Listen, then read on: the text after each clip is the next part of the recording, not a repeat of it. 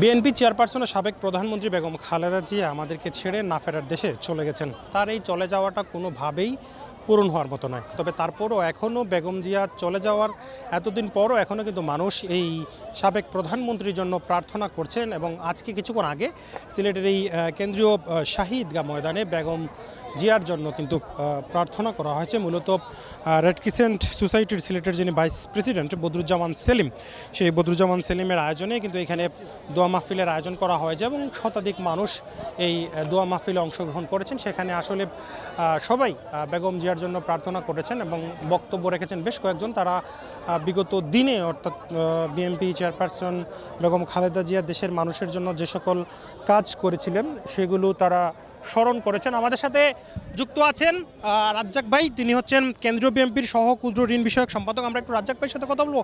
রাজ্জাক ভাই, বেগম জিয়া তো আমাদেরকে ছেড়ে চলে গেছেন, তার এই চলে যাওয়াটা কোনোভাবেই পূরণ হওয়ার মতো নয়। মূলত সিলেটবাসী তার কাছে কতটুকু কৃতজ্ঞ এবং আজকে যে বাংলাদেশ, সেই বাংলাদেশে আসলে খালেদা জিয়ার কথা কতটুকু মনে পড়বে আপনাদের? আপনারা তো সরাসরি রাজনীতি করেছেন ওনার সাথে। ম্যাডামের সারা বাংলাদেশ থেকে সবচেয়ে বেশি ম্যাডামের জন্য স্মৃতি বিজড়িত সিলেট। এরশাদের আমলে যখন গরুয়া রাজনীতি ছিল, এই সিলেট থেকেই আমাদের উৎসাহে ম্যাডাম এই আমরা ওই যে এরশাদের গরুয়া রাজনীতি যেটা, ওইটা আমরা বঙ্গ করি সিলেটেই। এবং সেই দিন রাত্রে 2টার সময় হোটেল হিলটাউন থেকে ম্যাডামকে গ্রেফতার করার কথা ছিল। রাত্রেই ম্যাডামকে নিয়ে আমরা কোনো এক জায়গায়, তো অনেক স্মৃতি আছে ভাই, এগুলা কি আর বলবো। মানে ম্যাডামকে কোনোদিন সিলেটবাসী ভুলবে না এমন স্মৃতি আছে না আছে।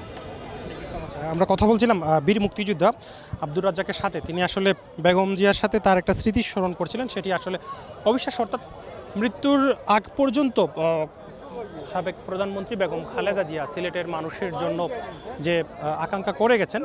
তো আমরা আরেকটু কথা বলবো।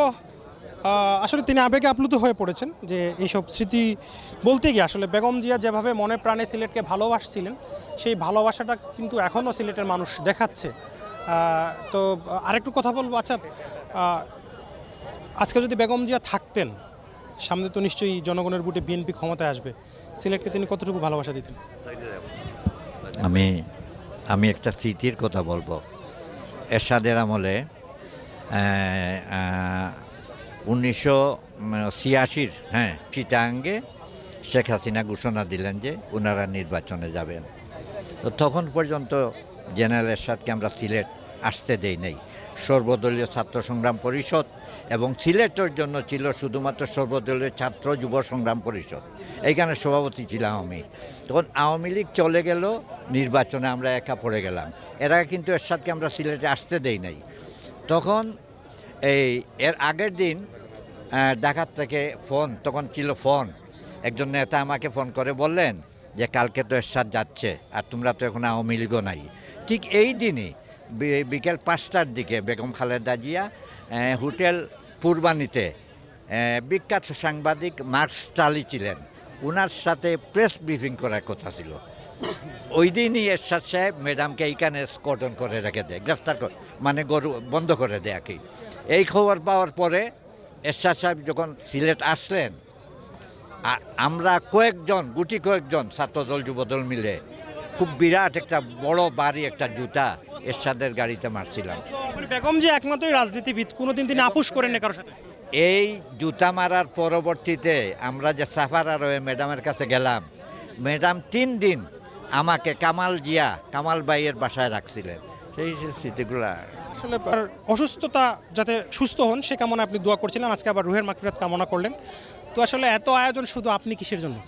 যে আমি আমার ছাত্র জমানা থেকে, যখন আমি কলেজ ছাত্র না স্কুলের ছাত্র, তখন জাগদল কর্মী হিসেবে আমার যাত্রা শুরু করেছিলাম।